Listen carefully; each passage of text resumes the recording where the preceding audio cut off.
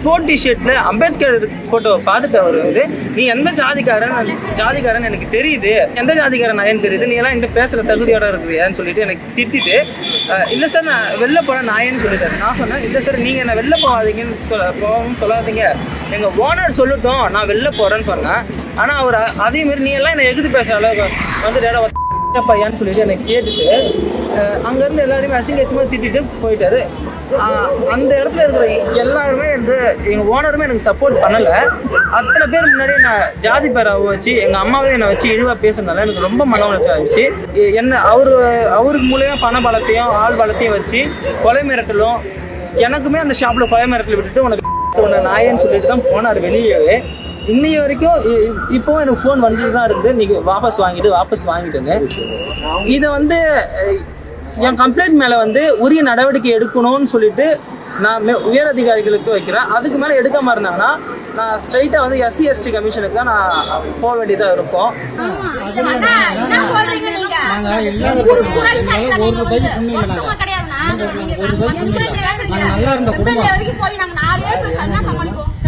புதுச்சேரி பாகூர் பரிக்கல்பட்டு கிராமத்தைச் சேர்ந்தவர் ஐயப்பன். இவர் புதுச்சேரி நெல்லித்தோப்பு மறைமலையடிகள் சாலையில் உள்ள CCTV ஷோரூமில் கம்ப்யூட்டர் ஆபரேட்டராக பணிபுரிந்து வருகிறார்.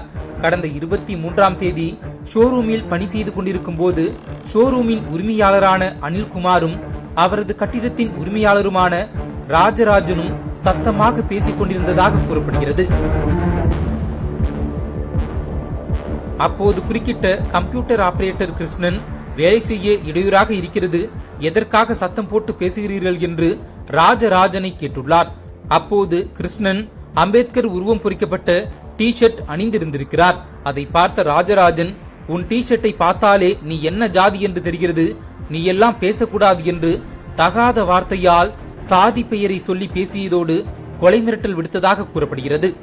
இதனால் மன உளைச்சலுக்கு ஆளான கிருஷ்ணன் தன்வந்திரி நகர் PCR செல் காவல் நிலையத்தில் புகார் அளித்தார்.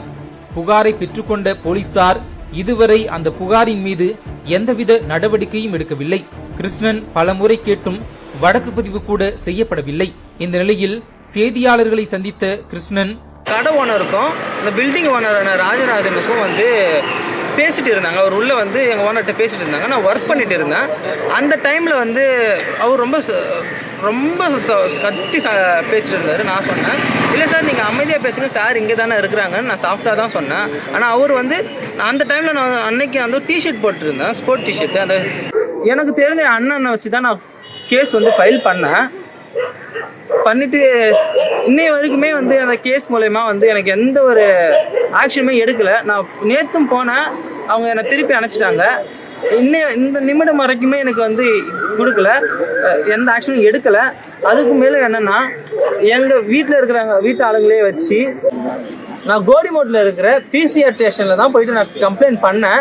அவங்க இன்னைய வரைக்கும் நடவடிக்கை எடுக்கலை. நடவடிக்கை எடுக்கிறதுக்கு ஏன் டிலே பண்ணுறாங்கன்ற காரணமும் தெரியல. ராஜராஜன் வந்து எப்படியோ என்னோட அட்ரஸு, ஃபோன் நம்பர் எல்லாத்தையும் எப்படி வாங்கினாருன்றதும் தெரியல. அவர் கைக்கு போயிட்டு என் ஃபேமிலியை முழுசாக அவங்க வந்து மிரட்டி என்னை வாபஸ் வாங்க சொல்கிறாங்க.